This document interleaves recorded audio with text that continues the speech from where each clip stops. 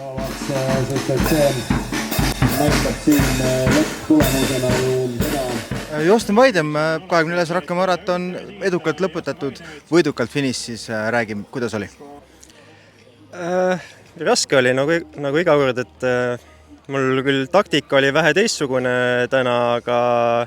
see kahjuks ei tulnud välja, aga lõpuks läks nagu kõik hästi, et saime Tarvisega peale Emumäge saime vahe sisse ja tegime seal suhteliselt ühteselt tööd, Tarvis küll ilmselt natukene rohkem, aga ma katsusin oma jõuvarusi vähe targemini jagada ja siis siin viimased paar kilti oli suhteliselt siuke plätse või libe ja ma teadsin, et ma pean olema siin viimastel singlitel ees.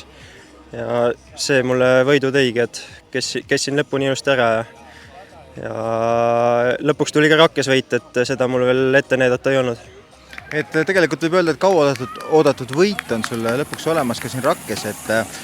sa oled siin ikkagi finišis ju tegelikult kaotanud, finišis spurdis või niimoodi, et tõesti, täna sa siin viimane kilomeeter olid juba tegelikult ju Peetrist paarisekundilise vahega eest ära, et tundsid, et see on nüüd see koht, et kui siin olen ees, siis saan võidukalt finišisse. Jah, sest tegelikult eelmise aasta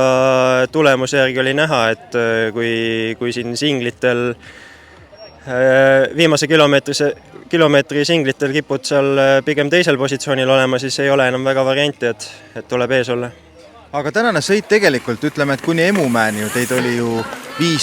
viiekesti lausa, et nii suurt punti naljalt ükski maraton poole distantsini koos ei ole, et kas see rada oli siis mõnevõrra kergem see esimene pool või mis selle tingis, et täna lausa viiekesi koos sõitsite? No sõidu esimene pool oli pigem siuke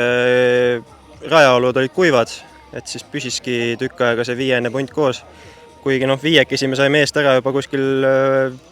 teine-kolmas kilomeeter, et siis sõitsime kõik üksmeelselt kuni sinna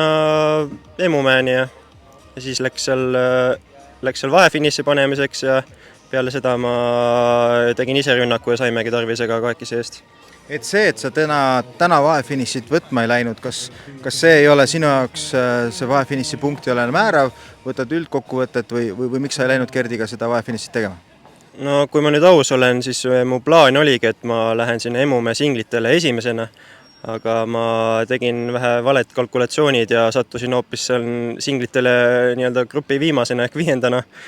ja siis ei olnud väga variante seal enam vahefiniši võitu võita.